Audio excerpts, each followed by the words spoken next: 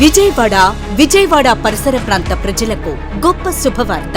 Calvary మార్గం Paul Prithvi ministry సారథ్యంలో Jesus miracle festivals, యేసయ్య అద్భుతాల పండుగలు మార్చ్ 11, 12, 13 తేదీల్లో ప్రతిరోజు సాయంత్రం 5:30 స్థలం బిషప్ అజరయ్య గ్రౌండ్స్, విజయవాడ. దైవ వర్తమానికులు ప్రవక్త పాల్ పృథ్వీ గారు మరియు సిస్టర్ సుజాత పృథ్వీ గారు. వీరి ప్రార్థనల ద్వారా యేసయ్య ఎన్నో అద్భుతాలు జరిగిస్తున్నారు. మరణించిన వారు సైతం తిరిగి లేపబడ్డారు. చీకటి దురాత్మ శక్తులతో, చేతబడి శక్తులతో పీడించబడుచున్నారా? శాంతి సమాధానం లేక బాధపడుతున్నారా? అయితే రండి, యేసయ్య అద్భుతాలు పొందుకొనండి.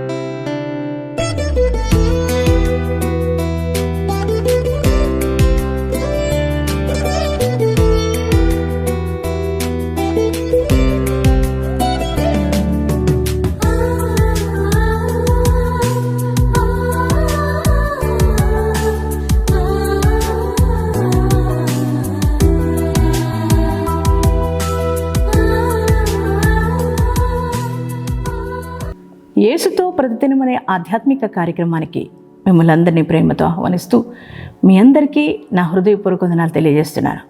దేవుని బిడ్డలారా, ఎలా ఉన్నారు? బాగున్నారు కదా?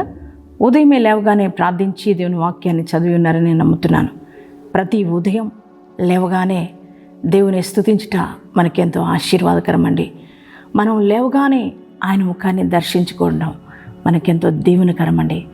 దేవుని బిడ్డలారా, మరి ప్రతి ఉదయం కూడా లేవగానే దేవుడు మనకు అనుగ్రహించే మరి వాగ్దానాలు ఎంతో మనల్ని ధైర్యపరుస్తున్నాయి కదండి.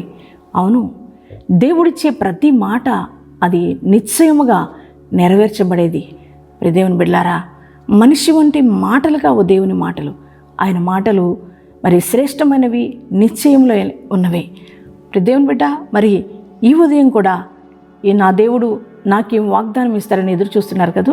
మరి దేవుడు మన కొరకు ఒక శ్రేష్టమైన వాగ్దానాన్ని మనకిచ్చి ఉన్నారు. ఆ వాగ్దానం ఏమిటో చదువుకుందాం.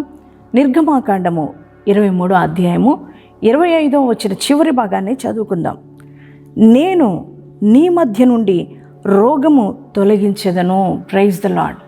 ఎంత శ్రేష్టమైన మాట. దేవుని బిడ్డలారా, దేవుడు స్వయంగా ఈ ఉదయకాలం నీతోనే మాట్లాడుతున్నారు.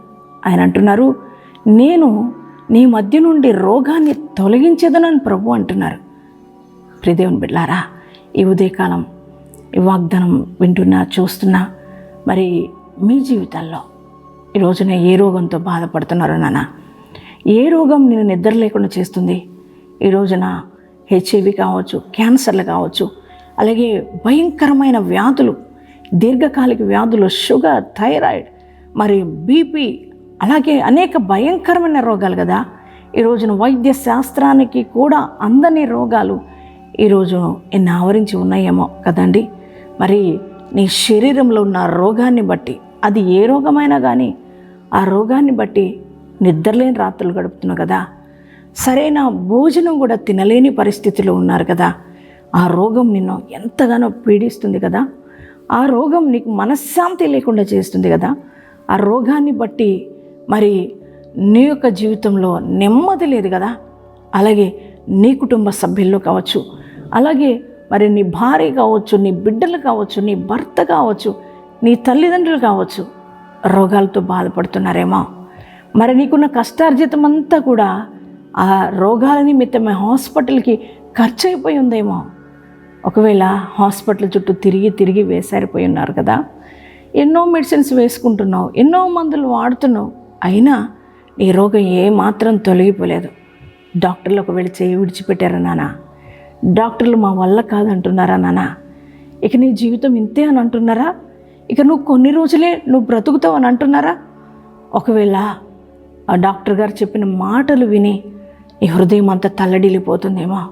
ఇక నా జీవితం ఇంతే, ఈ రోగంతో నేను చనిపోతానేమో అనుకుని బాధపడుతూ ఒకవేళ వేదనతో కృంగిపోతూ మీరు ఉన్నారా? మరి ఈ ఉదయకాలం దేవుడు నీతో మాట్లాడుతున్నారు. ఆయన అంటున్నారు, నువ్వు చింతపడవలసిన అవసరం లేదు, కృంగిపోవలసిన అవసరం లేదు. నేను నీ మధ్య నుండి రోగాన్ని తొలగించేస్తానంటున్నాడు దేవుడు. మీరు ఉన్న రోగాన్ని, మీకున్న వ్యాధులను తొలగించగలిగిన సమర్థుడు ఎవరండి? డాక్టర్ గారు తొలగించలేనన్నారు కదా, కానీ నీ దేవుడు నీతో మాట్లాడుతున్నారు. నీ రోగాన్ని నేను తొలగించేస్తా. అది నీ కుటుంబంలోంచి నేను తొలగిస్తా, నీ బిడ్డల జీవితంలోంచి తొలగిస్తా, నీ భర్త శరీరం నుంచి తొలగిస్తా, నీకు భార్య శరీరం నుంచి తొలగిస్తా, నీ శరీరం నుంచి తొలగించేస్తా అని ప్రభు వాగ్దానం ఇస్తున్నాడండి. ప్రియ దేవుని బిడ్డలారా, ఆయన నీ రోగాన్ని తొలగించగలిగిన సమర్థుడండి. ఆయనకు అసాధ్యమైనది ఏది లేదు.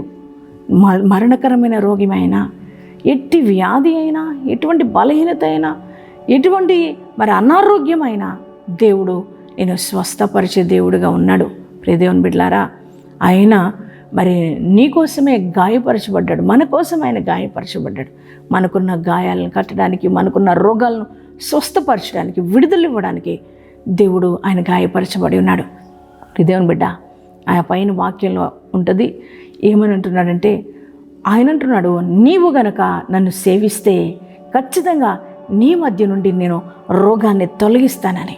ప్రియ దేవుని బిడ్డ, నువ్వు దేవుని మీద ఆధారపడే వ్యక్తివైతే, మీరు దేవుణ్ణి నమ్ముకున్న వ్యక్తులైతే, దేవుని సేవించే వ్యక్తులైతే, దేవుడు ఈరోజు నీకు మాట ఇస్తున్నాడు. ఆయన నేను నీ మధ్య నుండి రోగాన్ని తొలగించేస్తానంటున్నాడు.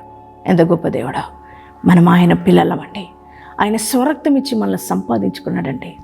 అందుకనే దేవుడు ఈ రోజున నీకు శ్రేష్టమైన వాగ్దానం ఇస్తున్నాడు. ఏ రోగం నిన్ను మనశ్శాంతి లేకుండా చేస్తుందో, ఏ రోగం నిన్ను బాధ పెడుతుందో, ఏ రోగం నీ కుటుంబాన్ని పీడిస్తుందో, ఆ రోగాన్ని మీ మధ్య నుండి తీసేస్తాను, తొలగించేస్తానని దేవుడు వాగ్దానం ఇస్తున్నాడు. అందుకే ఈ వాగ్దానం పట్టుకొని ధైర్యం తెచ్చుకో. ఈ వాగ్దానాన్ని నమ్ము, విశ్వసించు, నీ హృదయంలోనికి రిసీవ్ చేసుకోండి. మీరు ఎవరైతే ఈ వాగ్దాన్ని నమ్ముతున్నారో, మీ అందరి జీవితాల్లో ఈ వాగ్దానం దేవుడు నెరవేర్చునుగాక. ప్రార్థన చేసుకుందామండి. పరిశుద్ధుల మహోన్నతులకు దేవానికి వందనాలు, స్తుతులు, స్తోత్రాలయ్యా. ఈ ఉదయకాలపు వేళ మీరు ఇచ్చిన మంచి శ్రేష్టమైన వాగ్దానం కొరకే వందనాలయ్యా. నేను నీ మధ్య నుండి రోగమును తొలగించేదనని వాగ్దానం ఇచ్చిన దేవుడు నమ్మదగిన దేవుడు అయ్యా. అవును డాడీ, నువ్వు ఒక్కడివే రోగాలను తొలగించగలిగిన సమర్థుడు, శక్తిమంతుడు అయ్యా. ఈ వాగ్దానం ఎంతమంది రిసీవ్ చేసుకున్నారో వారందరి జీవితాల్లో ఈ వాగ్దానం నెరవేర్చబడనుగాక. ప్రియ తండ్రి, ఏ రోగమైనా, ఏ బలహీనత అయినా, ఎటువంటి దీర్ఘకాలిక వ్యాధి అయినా, ఎటువంటి మరణకరమైన రోగమైనా, ఏది నీ ప్రజలకు నిద్ర లేకుండా చేస్తుందో, ఏ రోగం వారిని పట్టి పీడిస్తుందో ఆ యొక్క శరీరాలను మీరు తాకండి. ఇప్పుడే ప్రతి వ్యాధులు, ఈ బలహీనతలు, రుగ్మతలు అన్నీ కూడా యేసుక్రీస్తు నామంలో తొలగిపోవునుగాక. తండ్రి నాయన, నీ బిడ్డల అరికాలు మొదలుకొని నడినెత్తి వరకు నీ బిడ్డల ముట్టండి తండ్రి, తాకండి, స్వస్థత కలుగునుగాక. తండ్రి నాయన, నీ బిడ్డలందరూ మీరు తాకినందుకు వందనాలు. వారి దేహాలకి నూతన బలం, నూతన శక్తి, నూతన ఆరోగ్యం ఇచ్చి మీరు మహిమ పొందండి నాయన. అయ్యా నాయన, ఈరోజు నీ బిడ్డలు ఎట్టి అవసరతలతో ఉన్నా వారి ప్రతి అవసరత తీర్చండి. ఈరోజు నూతనమైన పనులు ఎవరైనా ప్రారంభిస్తున్నా వారికి మీరు తోడుగా ఉండండి. అయ్యా, వారి ప్రతి పని సక్సెస్ అవ్వడానికి కృప చూపండి. అలాగే కోర్టు కేసులో ఉన్న వారికి న్యాయం జరిగించండి. అలాగే బిడ్డలు ఎగ్జామ్స్ రాస్తున్నారు, అయ్యా ఎంసెట్ ఎగ్జామ్ ఎవరైనా బిడ్డలు రాస్తూ ఉంటే వారికి మీరు తోడుగా ఉండండి నాయన. వారికి మంచి జ్ఞానం ఇవ్వండి. ఎగ్జామ్స్ రాసిన బిడ్డలు ఉన్నారు, నీట్ ఎగ్జామ్ రాసిన వారు, అలాగే ఎంసెట్ ఎగ్జామ్స్ రాసిన వారు అందరికీ కూడా మంచి రిజల్ట్ వారికి దయచేయమని ప్రార్థిస్తున్నాను. మంచి మంచి ర్యాంక్స్ నీ పిల్లలకి అనుగ్రహించమని ప్రార్థిస్తున్నాను. ఈరోజు మ్యారేజ్ డేస్, బర్త్డేస్ జరిగిస్తున్న ప్రతి వారి జీవితంలో నీ గొప్ప కార్యాలు జరుగునుగాక. నీ ఆశీర్వాదం, నీ దీవెన వారి మీద కుమ్మరించబడునుగాక. దేవా, ఈ దినము ఆది నుండి అంతవరకు అయ్యా నీ కృపాహస్తం తోడుగా ఉంచి మమ్మల్ని అందరినీ నడిపించి మహిమ పొందుకొనమని యేసు నామములో ప్రార్థిస్తున్నాం తండ్రి. ఆమెన్.